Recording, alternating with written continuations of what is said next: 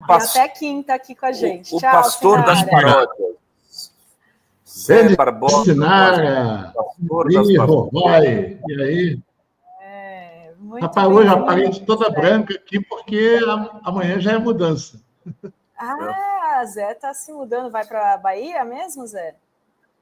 Na verdade, amanhã eu estou indo para São Paulo. Eu vou ficar mais ou menos um mês em São Paulo e só no final de março, início de abril, para Salvador.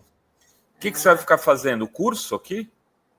Não, aí em São Paulo eu estou fazendo um outro projeto que eu vou...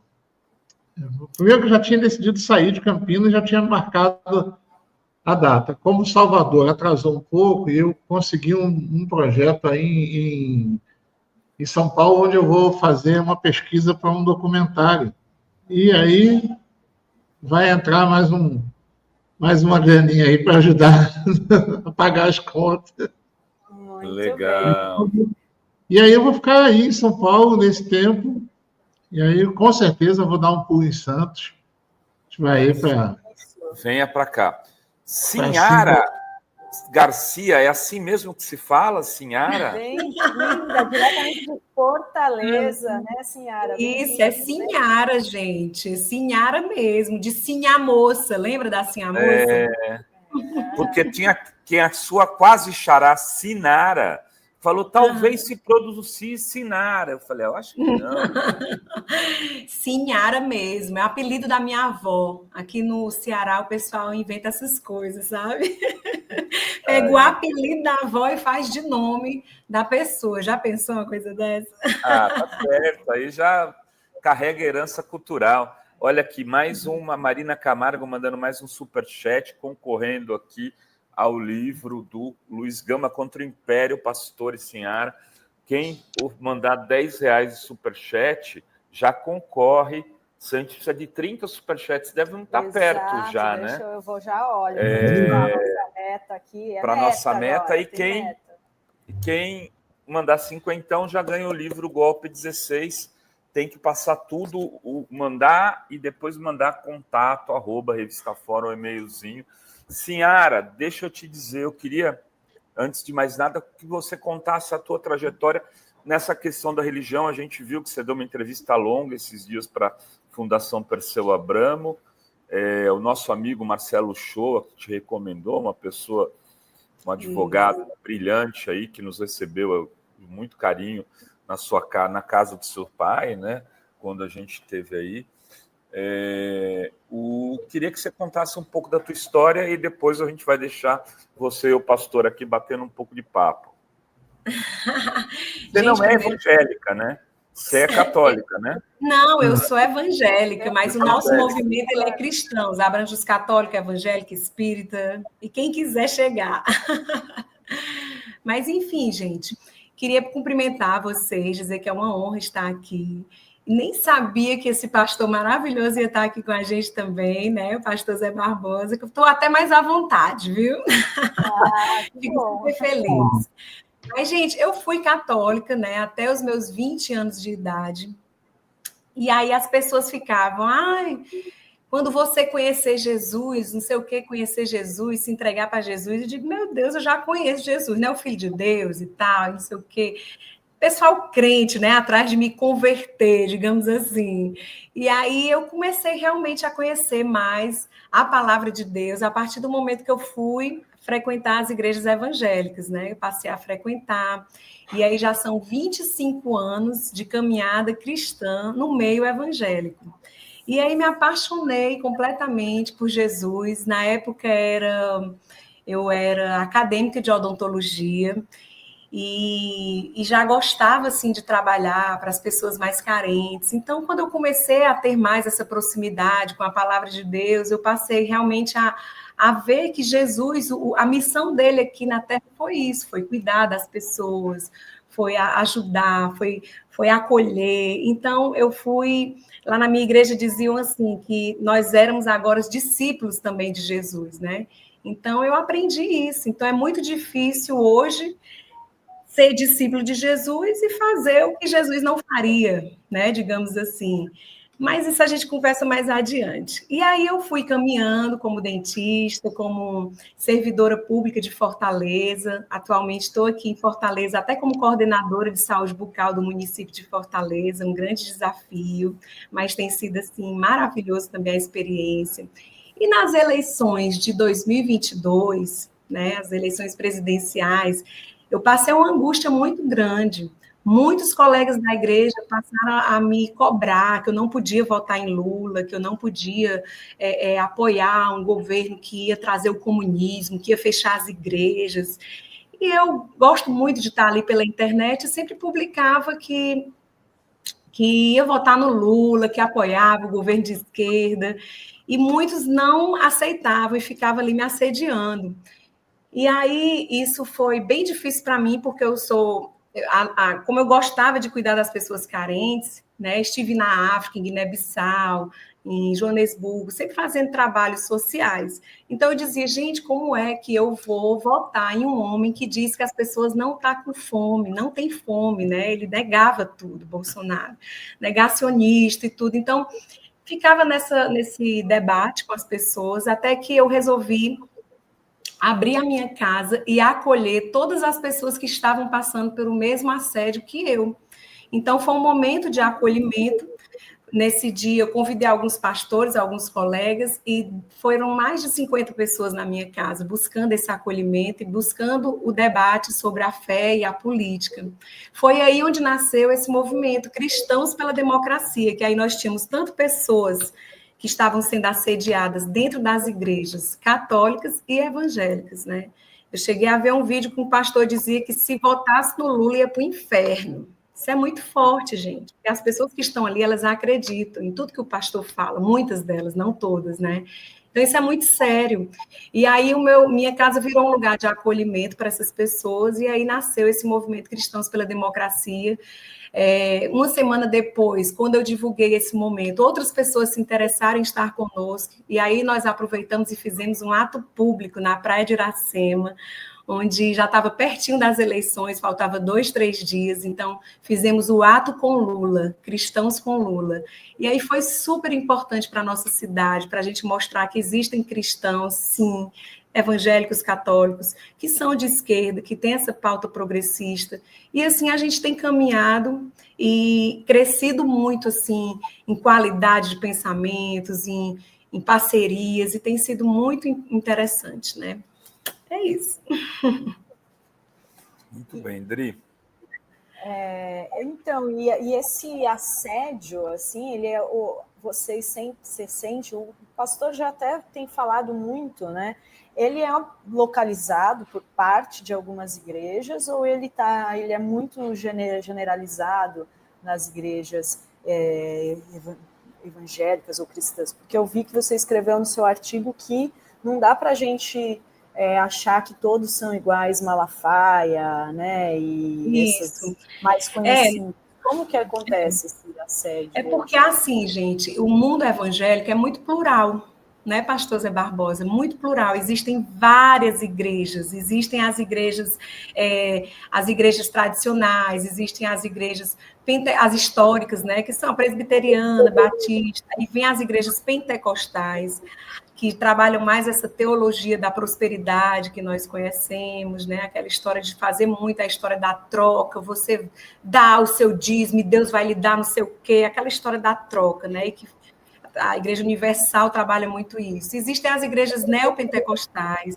existem as igrejas que chamamos de inclusivas, que são por pessoas que possuem também a história da inclusão. As igrejas inclusivas são lideradas normalmente por pastores LGBTQIA+. Então, assim, há uma diversidade no meio evangélico, uma pluralidade enorme. E muita gente não sabe disso. Então, nem todas as igrejas o pastor manipula o voto dos fiéis. Não são em todas. Mas, em grande parte, infelizmente, isso vem acontecendo. Porque acontece assim, Dri, quando uma pessoa se converte, né, que a gente chama assim, que ela está ali buscando mais de Deus, ela recebe um apoio na igreja que em muitos lugares ela não encontra. Ela é apoiada tanto socialmente como como assim, ela recebe o abraço, ela recebe o acolhimento, ela recebe recursos também, ela é ajudada de forma até material. Então, assim, a igreja, a gente precisa entender o papel da igreja na nossa sociedade, quanto ela é um lugar de transformação sociocultural das pessoas. Eu até no artigo aí, lá na entrevista, eu citei o Kleber Lucas. O Kleber Lucas era um menino de favela e que conheceu ali a igreja, passou a frequentar, passou a aprender a tocar instrumentos e a partir dali hoje é um cantor gospel conhecido no Brasil inteiro, maravilhoso, que até gravou Deus Cuida de Mim com Caetano, acho que vocês devem conhecê-lo. E assim, então a igreja é transformadora de vidas, e esse assédio, ele acontece mais comumente nas igrejas neopentecostais, né? Não são em todas, mas muitas delas acontecem. E o Ministério Público chegou a receber, na época das eleições presidenciais, em torno de 500 denúncias de assédio eleitoral, né? Dentro das igrejas. Então, isso é muito sério. Aí eu queria fazer uma pergunta que aí vai para os dois, para o pastor e para a senhora, que a gente viu na semana passada, saiu uma notícia de que as pessoas que se declaram, né, evangélicas serão 35,8% da população em 2026. E, ao mesmo tempo, a gente vê que nesse segmento da população é onde há a maior rejeição do presidente Lula, né, a maior desaprovação. Né, a maioria vota no Bolsonaro, a maioria é mais de extrema-direita, mais conservador. O que fazer para mudar esse cenário? Até porque, né, um governo do presidente Lula, ele olha justamente para os mais pobres, né, para quem mais precisa, luta por justiça social, que são valores que se aproximam mais, né, inclusive, do cristianismo. Então, de repente, o Zé, depois a senhora. Pode falar, Zé. Bom, primeiro cumprimentar a senhora, né? Prazer ter você aqui. Eu conheci a senhora pessoalmente em dezembro, no evento do PT, lá em Brasília. Né? Uma surpresa até, porque... E aí já mostra um pouco isso que ela falou, dessa multiplicidade dos movimentos evangélicos. Eu nem sabia que existia esse movimento em Fortaleza. A gente, às vezes, não tem muita comunicação no meio evangélico. Isso é uma falha nossa. Então, há vários movimentos evangélicos progressistas que não se conhecem, que nunca conversaram, nunca dialogaram. De repente, eu chego no evento do PT, eu, que sou coordenador nacional do Núcleo de Evangélicos do PT, não sabia que ia ter um evangélico falando, porque também dentro do PT não há essa comunicação. Então, é um negócio meio complicado, né? Já começa por aí mostrando isso. Agora, quanto à pesquisa, e aí isso também tem a ver com isso que eu acabei de falar, essa pesquisa, eu acho que ela traz uma realidade, mas a gente tem que entender, primeiro, uma coisa, os evangélicos, eles não têm uma rejeição a Lula natural. Isso é bom a gente pensar. Não é uma rejeição natural. Assim como o pessoal da extrema-direita naturalmente já odeia o Lula. Essa rejeição de grande parte dos evangélicos a Lula foi uma rejeição construída. Né? Tanto que eu mostrei na semana passada, aqui no 11h30, quando a gente estava conversando, que na eleição de 2003... Né? Quando terminou o Lula 2, aliás, terminou o Lula 2 e veio a primeira eleição de Dilma, a aprovação de Lula entre evangélicos era de 80%. Então, assim, não há uma rejeição natural a Lula.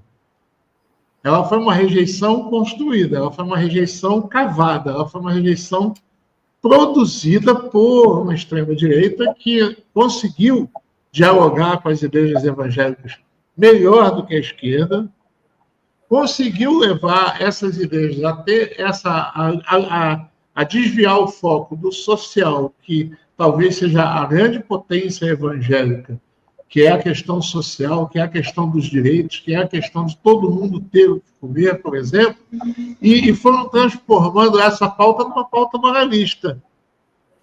E foram transformando essa pauta numa pauta moral. Então, essa rejeição do Lula, ela é construída. E se é algo construído, a gente também tem como desconstruir. Então, é um processo longo, não é um processo a curto prazo, é um projeto a médio e longo prazo, mas dá para dialogar, dá para conversar e dá para ver. Porque, por exemplo, olha só, a gente está aqui, eu estou aqui na Paraíba hoje, né, fazendo esse movimento.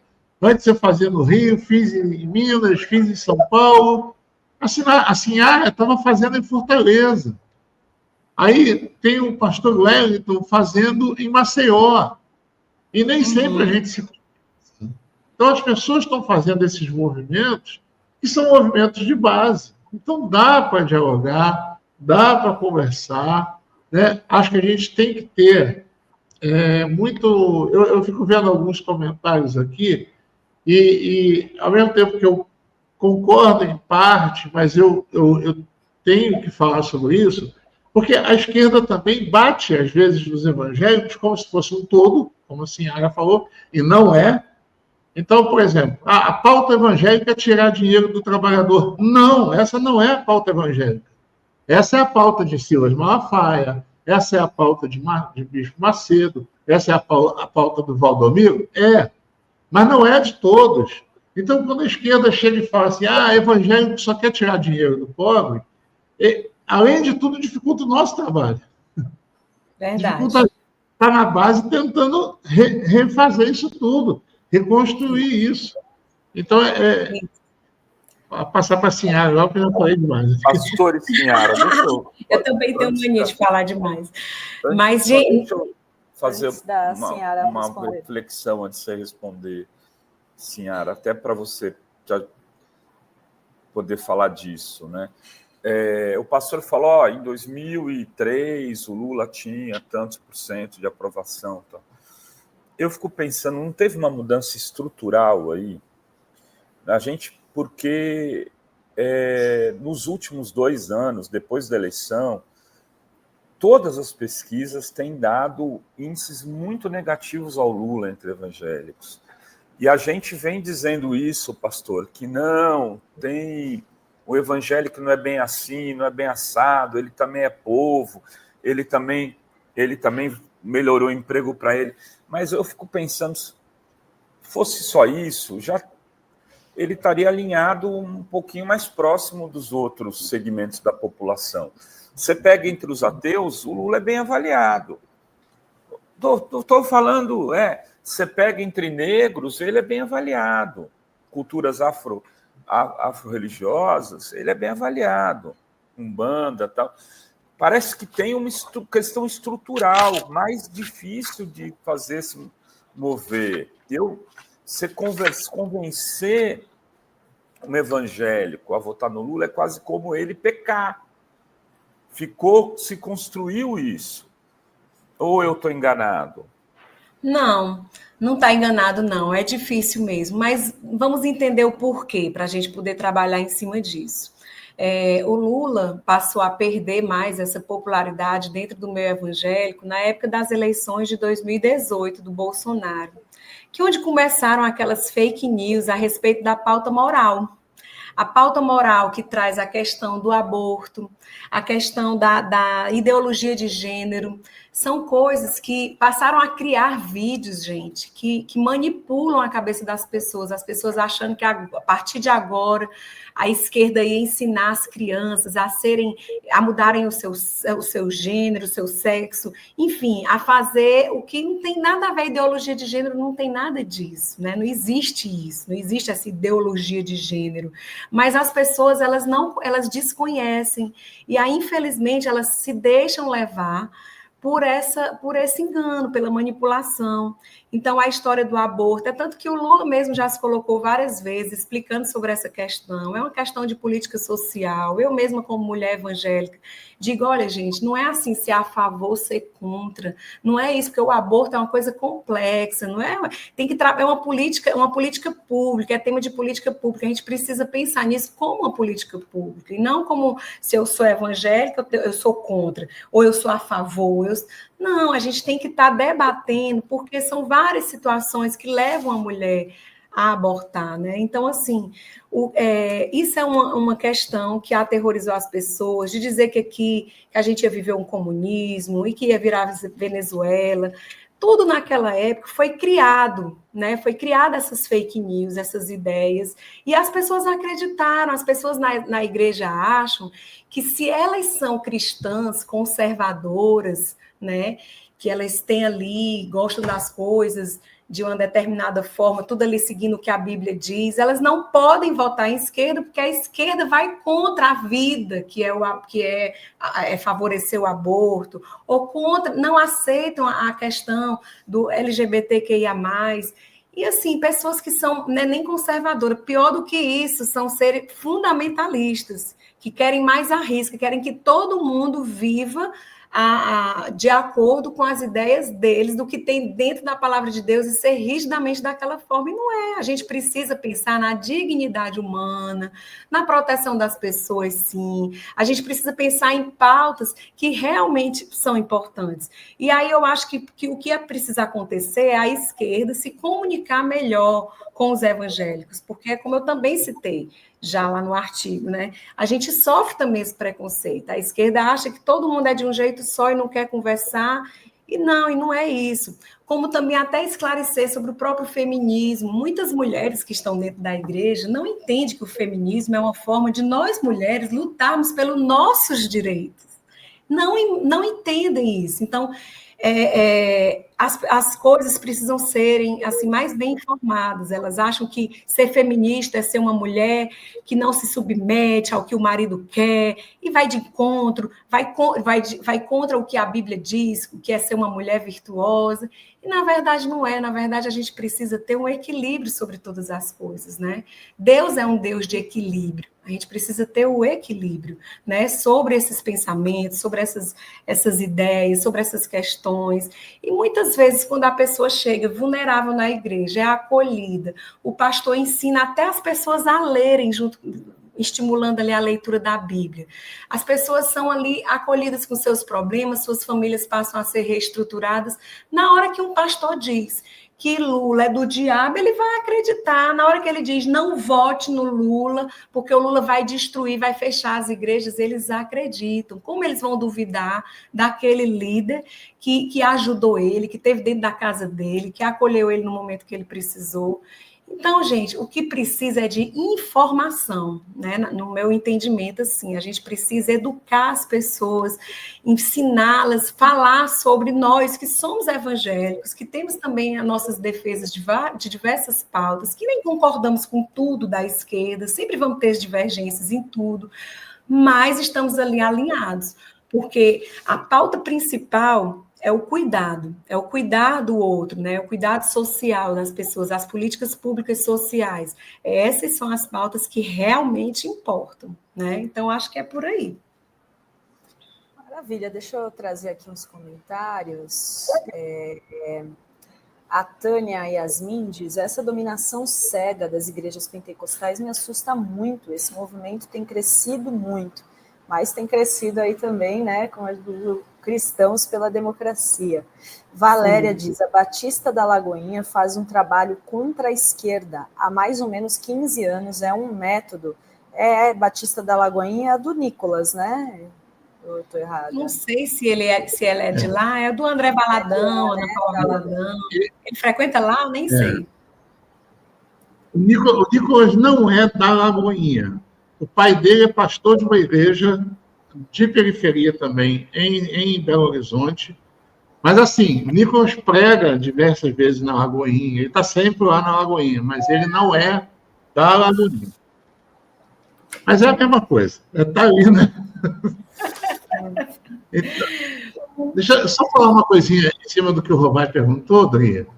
É que é o seguinte, a gente tem que entender também, eu já falei isso aqui algumas vezes, é que esse projeto que a gente hoje está vendo dos evangélicos é um projeto começado há mais de 40 anos. Entendeu? A gente está vendo agora o fruto de um trabalho bem elaborado durante 40 anos. Então, não surgiu do nada. Essa decadência da social, isso tudo foi muito bem construído. Por isso que eu estou falando. Isso foi uma construção. E foi muito bem construído, muito bem alicerçado. E a gente que eu digo assim, a esquerda não acordou. Por que eu digo isso? Porque a gente está falando isso há muito tempo. Tem uma mensagem do pastor Caio Fábio, de 1991, onde ele fala exatamente o que a gente está vivendo hoje. E ele falava o seguinte: se prevalecer isso, isso e isso, vai acontecer isso, isso e isso. É o que a gente está vendo hoje. Em 91, a gente já via os primeiros lampejos disso tudo. Então, isso é um projeto muito bem construído que a gente hoje está colhendo os frutos. Por isso que eu digo, para refazer isso, Rovai, não vai ser da noite para o dia. A gente precisa trabalhar muito isso. Vai ser uma coisa a médio e longo prazo, não vai ser a curto prazo. O problema é que a lógica, e aí eu, já para encerrar essa minha fala, a lógica do PT e de outros partidos aqui no Brasil é uma lógica eleitoral. A gente quer a eleição, a gente quer o voto, e não quer a construção política. Então, esse é um grande problema, que a gente fica de 2 em 2 anos desesperado para dizer que é mentira, que é isso, que é aquilo, mas a gente tem que fazer construção, a gente tem que fazer uma formação para que, talvez, daqui a 5, 10 anos, a gente tenha, no meio evangélico, o equivalente, por exemplo, às comunidades eclesiais de base dos anos 80. É possível, mas é um projeto a médio e longo prazo. Se a gente ficar só na lógica eleitoral de correr atrás do voto, a gente vai perder e vai perder feio. Muito bem.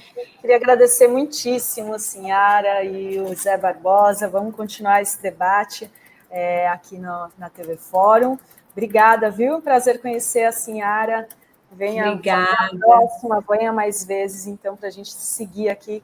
A gente debate bastante com o Zé, né, Zé? E agora, então, Sinhara... Queremos a Sinhara fazer companhia aí. Vamos unificar os nossos interesses, né? Unir as nossas forças, né? Tá trazendo mesmo as pessoas que são evangélicas e que são progressistas, né? Nós existimos, nós somos muitos também. E muitas pessoas ainda não são porque não sabem que existe, né? Que podem se expressar porque somos livres e Jesus nos quer livres. Então, que a gente possa, sim, ter a liberdade sempre de falar sobre a nossa fé, assim também sobre as nossas, no que acreditamos da política, enfim. Eu quero muito, assim, que a gente ande em parceria, né?